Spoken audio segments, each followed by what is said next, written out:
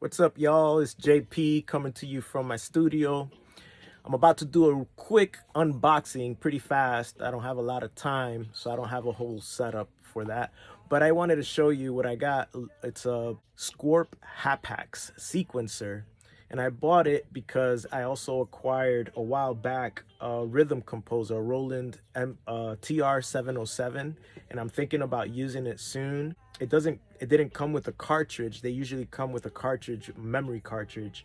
And so I can't save the patterns that I create. I could use the patterns that come built in, but if I'm gonna make a custom pattern, I can't make them because they'll erase once I turn them off. So I ended up getting a sequencer where I could put an SD card and create my own rhythms and save them. And it does more than that. I mean, it'll work with my synths also. I also got a few vintage synths. Well, not vintage, they're modern. They're modern copies of old synths, like the Roland Jupiter X, and I bought a Behringer, also a monopoly, which I like a lot. So I'm gonna use the Hapax to control these synths and the drum machine. So yeah, so here goes. All right, so here you have it. This is the box that it came in, and I hope that's what's in it. Perfect Circuit, that's the company that I bought it from. I never heard of them before, but I did a little bit of research online and they seem like a legit company. So I went ahead and purchased it, and here it is. It came in a few days. I believe it comes from California. So here's my handy dandy knife. I'm gonna do this one-handed, so bear with me.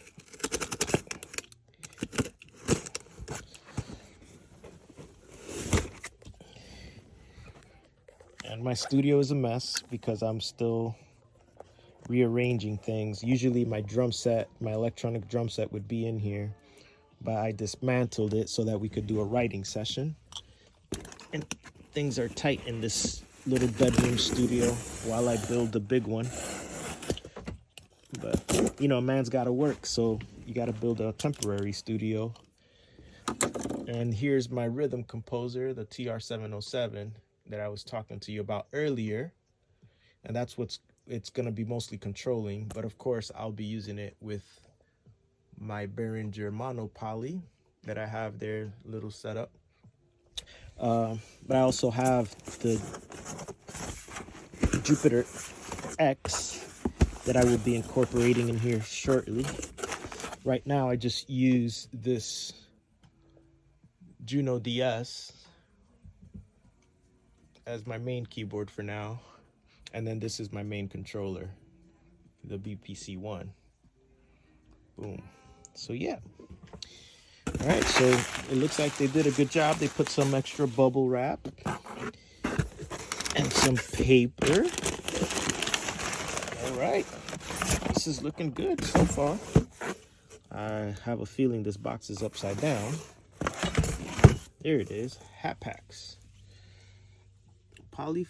Polychronic Performance Sequencer, engineered by Sqarp Instruments. Boom. All right. Very well packaged. See that? It's completely sealed. Okay. And the buttons pop out. I guess that's why they put all these things. Let's see. How does these buttons work? Okay, so, there we go.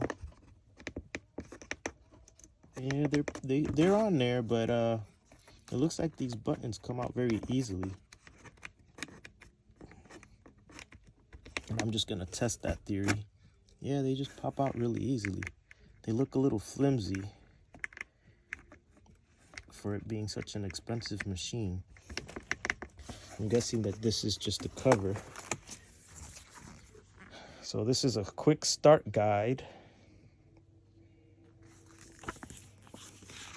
And there's a card in here.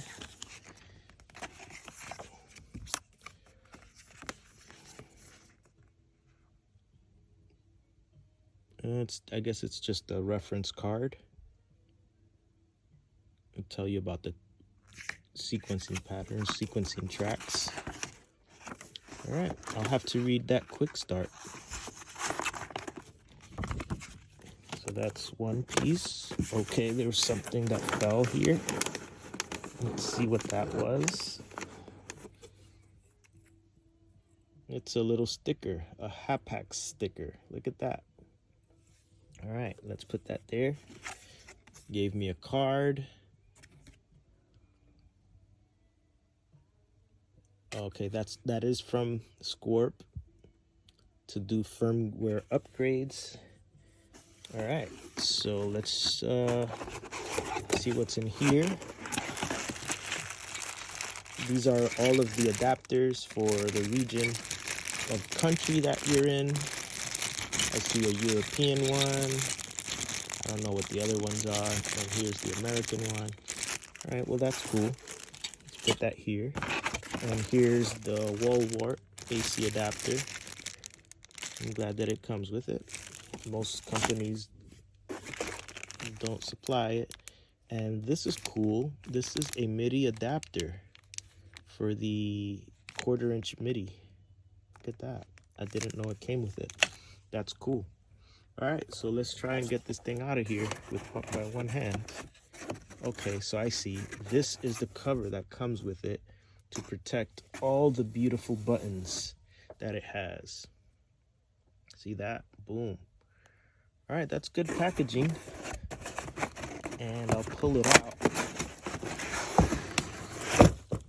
So there it is. So you can see the size.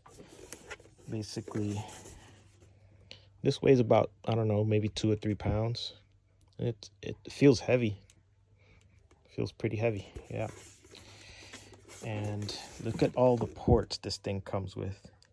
Power port, USB A and USB B, SD card, foot switch, CV outputs, gate out, CV out, gate out and CV out,